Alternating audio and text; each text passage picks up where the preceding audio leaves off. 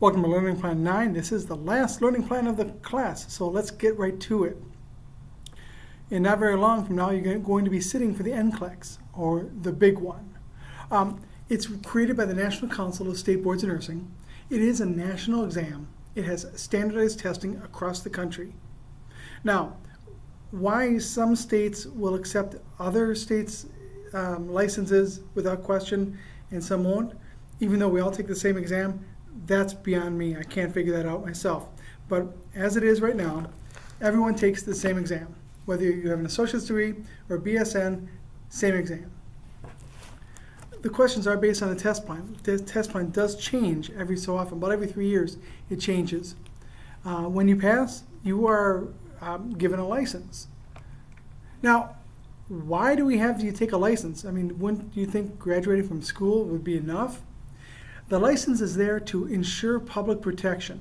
It measures the competencies needed to perform safely and effectively as a newly licensed entry-level registered nurse.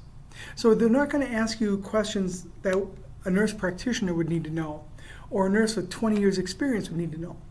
The questions are at the level that you, as a new grad, should know. How do they know what a new... Oh, well, and like I said, the blueprint for the exam is modified every 3 years. Next modification comes in 2016. So how do they create the question that, how do they create the exam so that the questions are testing at a newly hired new grad? Every year, every time they revise the plan, they survey 12,000 newly licensed RNs, and they're asked about the frequency and importance of performing 155 nursing care activities. Now, this analysis gives them a gives them the framework for creating questions that an entry-level graduate nurse should know. So it's based on 12,000 other new grads and their experiences. The test structure, we've talked about this repeatedly in class. There are various categories, each with a specific number of percent of questions. Management of care, 16 to 22% of all questions will be on management of care. In 2016, that number is going up to, I think, 23 to 26%. You don't have to know the percentages of these. You just have to know that every area of nursing is tested.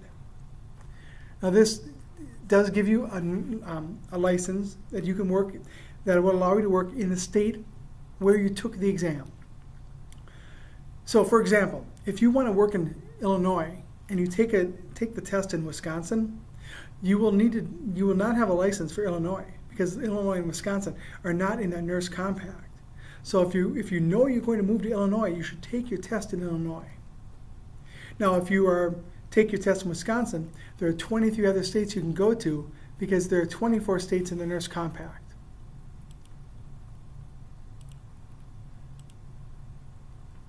So the NCLEX uses computer adaptive testing, and you're experiencing this with that pass point quizzing.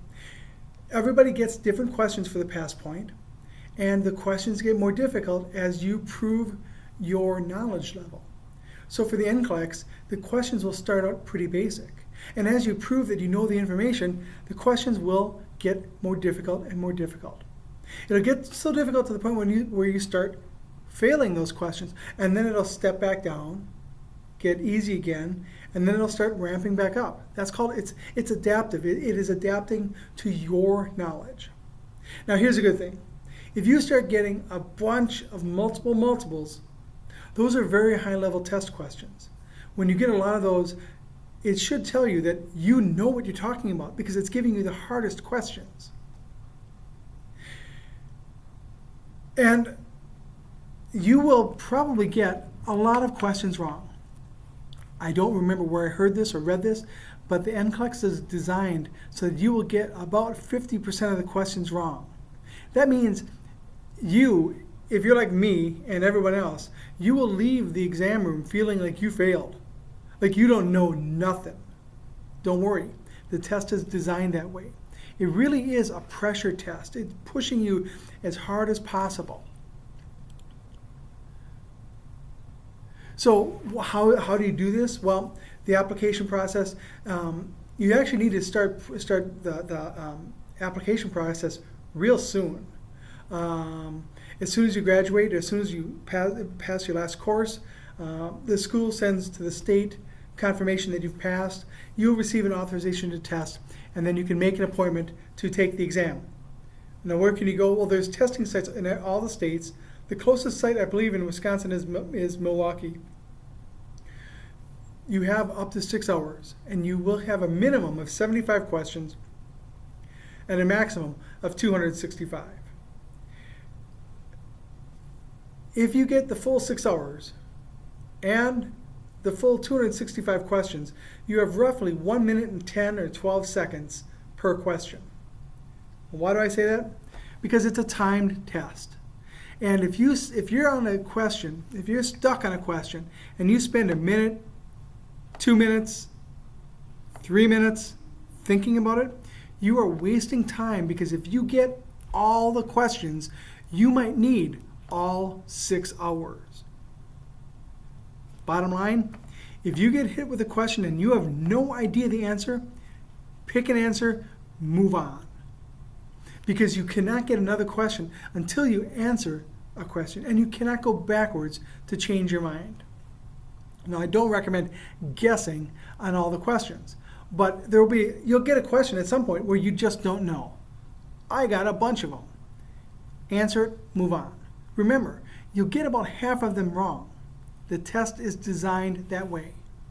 You don't have to be especially computer literate. Before the test starts, you'll be given a tutorial on how to use the exam, how to use the mouse, any special buttons that there may be. It's a pass-fail exam. You'll never know how many you got right. Nobody knows. How will you find out?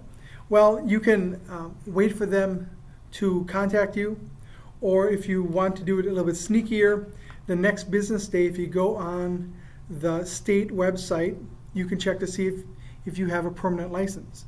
There's also been, in the rumor, people have said that immediately after taking the test, if you try to sign up for it again, it will only let you sign up if you fail. But I also heard that they've taken that option away. So there's that.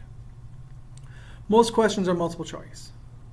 You will get some that are multiple. You will get some that are, you may have to listen to a sound and identify it. You may have to pick a specific spot on a picture. Maybe it may say point to the apical pulse. I'm not sure if that's one, but so there are many different types of exam questions, but most will be multiple choice with 4 options. Now here's the other thing. You know how my exams are kind of, there's always a couple questions that could be either way. These questions, all 4 are realistic answers. One is the best, but all 4 are kind of right. So find the best of the available answers. Now, if you need to change your date, you need to contact them in 24 hours or more before the appointment, 1 full business day before the appointment. If you miss it, they will cancel your authorization to test, and you will have to re-register and pay the $200 fee again. Don't do that. When you arrive at the testing site, you'll need picture ID, not expired with photo. Driver's license works really well. The testing centers are quiet. There's a large work area. You work at your own pace. However, to get in there, they will take your fingerprint, I believe a palm print, signatures, photograph. They won't quite pat you down, but you can have nothing in your pockets. Nothing. No Kleenex, no pencils, no watches, nothing. You can wear glasses. That's it. Don't try to bring anything in. Cameras will be recording everything you do. So above and behind you, there will be a camera recording your actions as you take the test. Yes, it's going to make you paranoid, but it's all for security of the test. So prior to taking the NCLEX, what should you do? Well, we're within a few months of the NCLEX for most of you, and some of you who are part-timers, you're about a year off. So you've got a little more time to work. about 6 months ahead of the NCLEX, you should start knowing the deadlines for Wisconsin. Start maybe considering review courses, and start planning an expense account. The test costs $200. If you want to take a review course, that's going to be about another $350. So that's 5.5. It's a lot of money. So start planning ahead for that. 2 months prior to the exam, or right about now, start talking to your employer. Let them know that you are going to be taking the NCLEX. When you have an idea of when, make sure you have that day off. Decide how you're going to get there. Now, if you live in Sheboygan, Milwaukee is a 1-hour drive. It's not a big deal.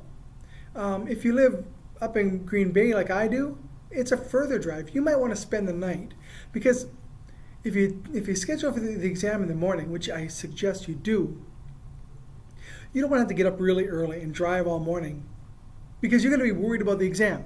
Okay, let's just call it what it is. You're going to panic about the exam. So that means you're going to be driving unsafely, and you're going to be obsessing about the exam. So it might be easier if you spent the night down in Milwaukee. Now, if you do that, don't bring your study guides with you. Don't bring your textbooks. Don't bring any research materials. If you don't know it by the night before the exam, you're not going to know it. You're wasting your time. You're going to panic needlessly. What I recommend you do, though, the night before is go out for a good meal. If you drink wine or beer, have 1 or 2 wine glasses, not 1 or 2 bottles of wine. But try to get a good night's sleep. You're going to be nervous. I know that, but try. The next morning when you wake up, make sure that you have a good breakfast, not just a donut and a cup of coffee. Because remember, you could be in that room for over 6 hours. That's a long time with no breaks, no snacks, no nothing. If you have nothing but a couple donuts and a cup of coffee, that blood glucose you're going to spike up, and you're going to crash down at about the 2-hour mark. So make sure that you have a breakfast that has a lot of protein and fat to carry you through for the time. Know where the exam center is. There's nothing worse than hitting a detour and getting lost before the exam. Dress comfortable. Just dress comfortable. Don't worry about looking nice. If you're comfortable in your sweats, wear it. I don't want you to have to worry about anything other than taking the exam. Now, review courses, there are many out there. Kaplan puts out one, Hearst does another one, and there may be more. They all are going to be about $350, give or take 50. They're all going to be 3 to 5 days long. They might be in person, they might be online, but none of them are taught by us. None of your instructors teach any of those classes. And that's good. You want to have a different face that's giving you this advice. And I really can't recommend any of them. I never took a review course. What I did was I got a study guide that had practice tests on discs, and I just took repetitive exams, practicing the NCLEX over and over and over.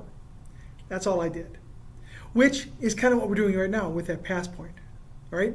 We're making you practice these type of exams. So that's going to help you.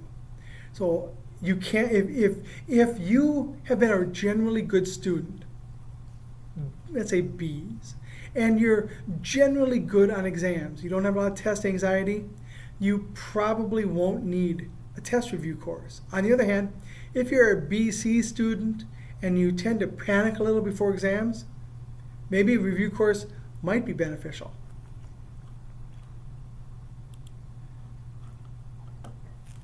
If you look at review courses, find out what materials come with it. Do you get to keep them? Are there workbooks or CDs?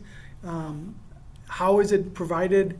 Sometimes they're online, which is, in my opinion, less helpful than a face-to-face. Hopefully, one topic is test-taking practices. Okay? We want you to be good at taking exams. Because these review courses are not going to teach you a lot of new information. They're going to refresh you, but they're not going to teach you. But hopefully they can give you good tips on how to take an exam.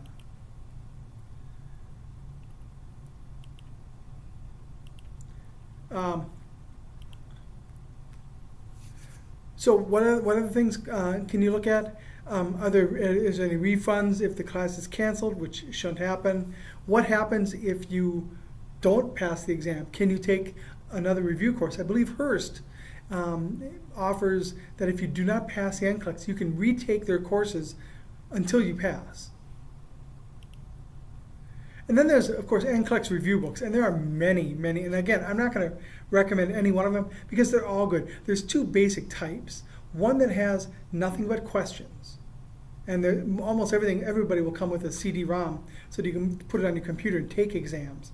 But one type of book has nothing but questions. Another book has questions and learning materials. Again, if you've been pretty good in classes, you probably don't need the learning materials. If you've been weaker in classes, maybe you do want those learning materials. Practice, practice, practice, practice, practice. The best NCLEX review book is the one that you're actually going to use. Now, I know some students have gotten together after graduation and they've each purchased a different NCLEX review book, gotten together in study sessions, and used their book to quiz the other students. That way, everyone benefits from 3 tests. In this group, in this situation, is 3 students. So essentially, wow, I can almost not talk right now. They get the benefit of 3 different review books rather than just one. Test anxiety, how can you get rid of it? Plan ahead. Know when you're going to take the exam. Schedule study time between now and graduate and test exam. You need to plan and schedule on your calendar every day some study time. Not hours and hours and hours on end, but some study time. 1/2 to 1 hour once or twice a day is what you should be doing. And hit all of your courses. Now, at the end of the exam, at the end of the semester, you're offered the Hearst exam. This is not a review course. This is an exam.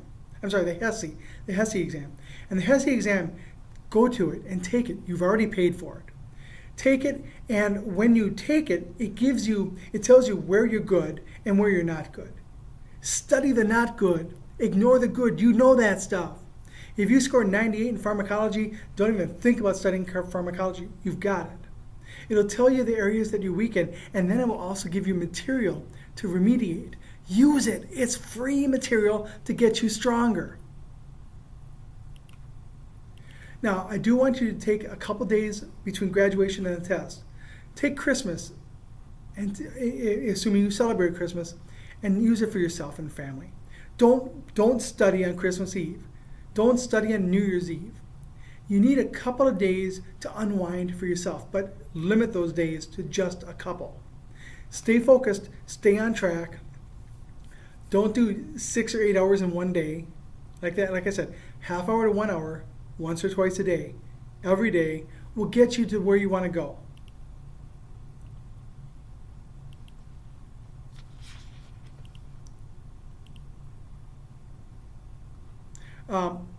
When you're taking exams, just like when you're taking any of my exams, make sure you read the question carefully. Make sure you understand what the question is asking you. Evaluate all the options in a systematic manner. Remember, most of them will look right, but when you read them carefully, you'll usually be able to eliminate 1 or 2, and then pick the right answer. Select answers that focus on the client. Select answers that focus on assessment and action. Correct answers will almost never be call the doctor. They want to know what you as a nurse will do, not what will a doctor do.